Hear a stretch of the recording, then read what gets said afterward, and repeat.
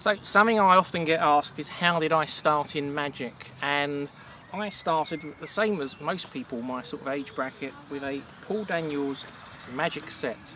And I think in more recent years people have forgotten what a legend Paul Daniels actually was, but he inspired me and a lot of other magicians to take up magic.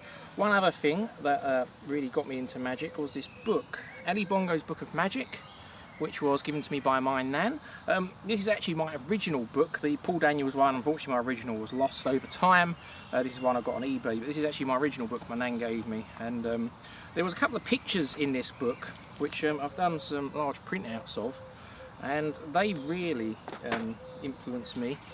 So there was this one, which is Harry Houdini doing the needle illusion, which ever since I saw that picture, and I saw that picture long before I even knew what the trick, like I'd seen the trick in motion, and that really, I was always fascinated by that trick. And then another one was this picture, which is of Doug Henning doing the old card stab illusion with a sword. So those are two that really got me, you know, got my imagination going really, and two tricks I still do today really. I do the sword trick in my stage show, I do the needle trick in my stage show and close-up. But yes, so this was a really good book. You know, it had lots of magic history, it had arts and crafts, loads of great stuff. But really wanted to show off Paul Daniels magic set today, and obviously back in the day we didn't have video downloads or anything like that. It was all written in the instructions, and yeah, I used to have a lot of fun with this. So I thought I'd just show you a couple of the tricks that were in here. So first up was this magic wand, and you can actually just make the wand get smaller like this and stretch it back out to make it bigger. So that was one of the tricks. And then you had this card, so very funny card. So 4 of diamonds, and then we turn it over and you can see it's an ace of diamonds. But then we turn it over. Oh no, I forgot how to do this. I've got the handling right. Ace of diamonds, 6 of diamonds, 3 of diamonds, 4 of diamonds. So that was a silly little trick.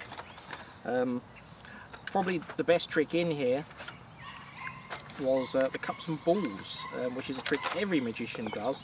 I think most probably started off with a set of cups and balls like this.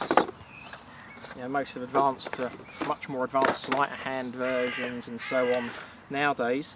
But let me just show you this very quickly. So you've got these 3 plastic cups.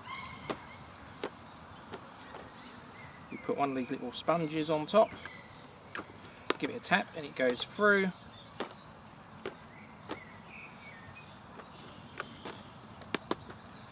the second one goes through. And I'll tell you what, put that on there, give that a tap, and it jumps over there. So that was the very first cups and balls I ever did. Much more advanced nowadays, like I said, and I think it's the same for most magicians. So this is another classic trick. This is called a paddle.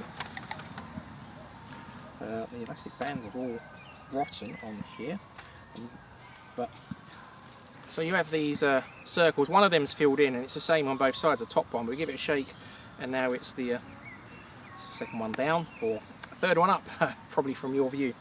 So there's that. And again, that's another trick where there's like much more advanced versions of that.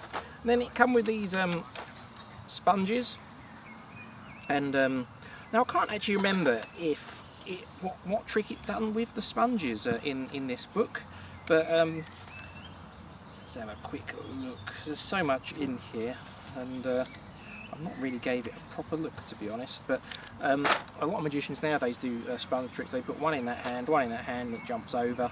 So sleight of hand, and I'm sure this probably had some sort of, probably not quite as complicated as that, but it probably had stuff like that in there. But anyway, that was just a quick example really of a couple of the earlier tricks that I started off with.